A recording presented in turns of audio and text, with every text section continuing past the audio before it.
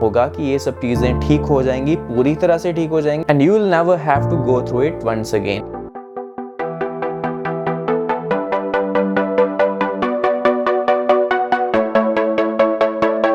नमस्कार, आप सभी का मेरे चैनल में हार्दिक स्वागत है। जैसे मैंने पिछली वीडियो में अपनी एंजाइटी की जर्नी और इंट्रोडक्शन एक शेयर की थी आपसे कि कैसे I went through it and I overcame it finally.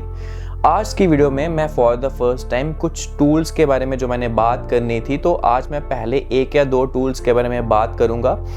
लेकिन उसके बारे में बात करने से पहले सबसे पहले मैं आपको ये चीज़ बता दूं कि पिछले काफ़ी मंथ्स में, क्योंकि मैंने एंजाइटी के बारे में शेयर किया था इंस्टाग्राम पे, तो बहुत सारे अननोन लोग मुझे रीच आउट कर रहे थे कि how we can overcome it.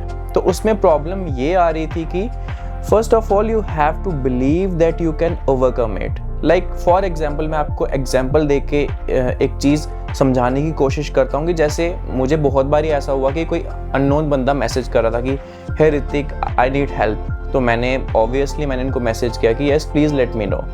तो उन्होंने मुझे कुछ भी अपनी लाइफ की प्रॉब्लम्स बताई। तो जब मैं उनको कुछ चीज़ बता रहा था कि टाइम अच्छा आएगा, you keep working on your self, मैं उनको स्टेप्स बता रहा था, टूल्स बता रहा था, लेकिन उनका बस एक रिस्पॉन्स आ रहा था कि नहीं कुछ अच्छा नहीं होगा, ये नहीं होगा, हम ये सब कर रहे हैं लेकिन कुछ लाइफ में अच्छा नहीं हो रहा।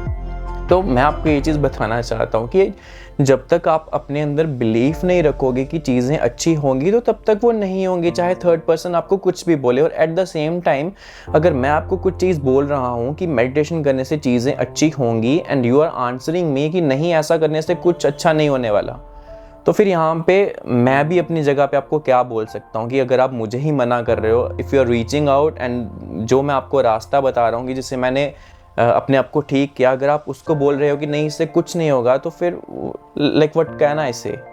तो इसीलिए मैं आपको ये चीज़ बता दूं कि सबसे पहले अपने अंदर बिलीफ रखना होगा कि ये सब चीज़ें ठीक हो जाएंगी, पूरी तरह से ठीक हो जाएंगी, and you will never have to go through it once again. तो उसीलिए सबसे पहली और सबसे इम्पॉर्टेंट चीज़ के बारे में मैं आपसे बात करना चाहता हूँ, वो आती है ब्रीदिंग। ब्रीदिंग एक बिल्कुल सिंपल सी चीज़ है जो हम जैसे ही हमारा जन्म होता है तब से हम लोग ब्रीदिंग करना स्टार्ट कर देते हैं। लेकिन अब अगर आप छोटे बच्चे को देखोगे तो उसके ब्रीदिंग के पैटर्न्स बहुत ज़्यादा अच्छे रहते हैं, बट जैसे जैसे हमारी एज बढ़ती है वैसे वैसे ही हमारे ब्रीदिंग के पैटर्न जो हैं वो ख़राब होते जाते हैं।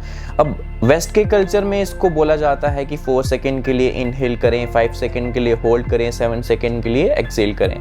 बट हम लोग इंडियंस हैं, हम लोग आयुर्वेदा में, योग में विश्वास रखते हैं। तो इसलिए जब मैं एंजाइटी के थ्रू निकल रहा था तो सबसे पहला टूल जो मैंने करना स्टार्ट किया था वो था प्राणायाम एवरी सिंगल डे। अब मैं बिल्कुल डिटेल में आपको नहीं बता सकता, तो इसलिए मैं आपको अपनी वीडियो ही दिखा देता हूँ कि जिसको मैं फॉलो अलोंग करता हूँ। मुझे नहीं पता कि ये किन की वीडियो है, but I am really thankful to her, I am really thankful to this YouTube channel. मैं इस वीडियो को हर दिन सुबह के 6 बजे, 6:30 बजे, 7 बजे, 8 बजे, 9 बजे, कोई फ़र्क नहीं पड़ता, जब भी आपको टाइम लगता है तो इस प्राणायाम की वीडियो को ज़रूर फॉलो करें। और जैसे ही आपकी ब्रीदिंग के ऊपर आपका कंट्रोल होगा, आप ये चीज़ नोटिस करना कि जब भी आपको पैनिक अटैक होता है, आपको एंजाइटी फील होती है, तो सबसे पहले आपकी ब्रीदिंग आउट ऑफ कंट्रोल चली जाती है। तो आपको अगर अपनी ब्रीदिंग के ऊपर कंट्रोल करना आ जाएगा, जैसे आज के टाइम पे अगर मुझे कुछ सिचुएशन फील होती है पैनिक वाली, कुछ एंजाइटी वाली, तो मैं अपनी ब्रीदिंग के ऊपर कंट्रोल रखता हूँ कि नहीं, I have to breathe properly, I have to breathe properly. तो वो कंट्रोल प्राणायाम करने से ही आएगा। तो I think you should start doing pranayama every single day. कोई फ़र्क नहीं पड़ता आप सुबह कर रहे हैं, आफ्टरनून में कर रहे हैं, शाम को कर रहे हैं, वर्कआउट एक वर्कआउट है। जैसे आप जिम में जाके अपने मसल्स का वर्कआउट करते हैं, वैसे ही ये जो आप यहाँ पे ब्रीदिंग करेंगे, ये आपका एक वर्कआउट है और आपको स्ट्रॉन्ग बनने में हेल्प करेगा। सेकेंडली, जो चीज़ कभी भी अंडर एस्टिमेट नहीं की जा सकती वो आती है मेडिटेशन। अब यहाँ पे बहुत सारे जो मॉडर्न यूथ है या फिर जेन जी है या फिर कुछ भी जो भी हैं, तो लोग बोलते हैं कि हमसे नहीं बैठा जाता, हमसे नहीं मेडिटेशन होती।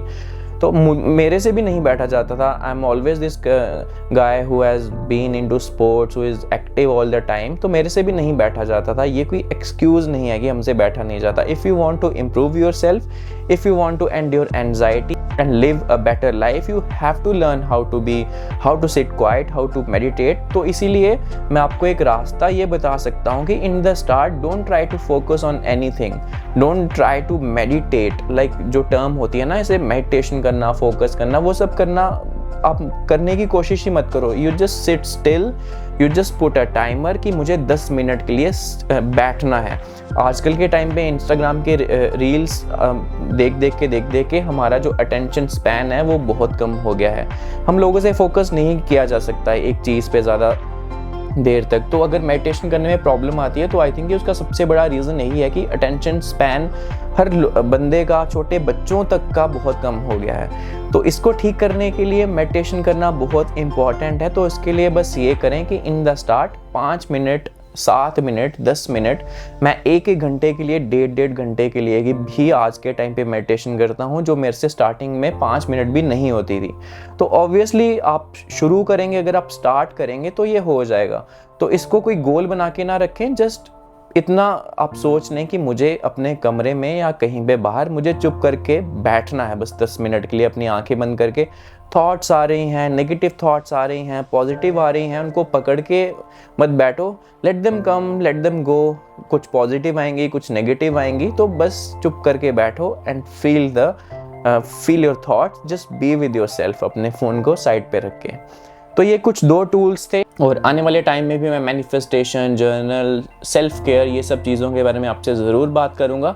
अपनी सेहत का ध्यान रखें, मेडिटेशन करें और प्राणायाम करें। I will see you again.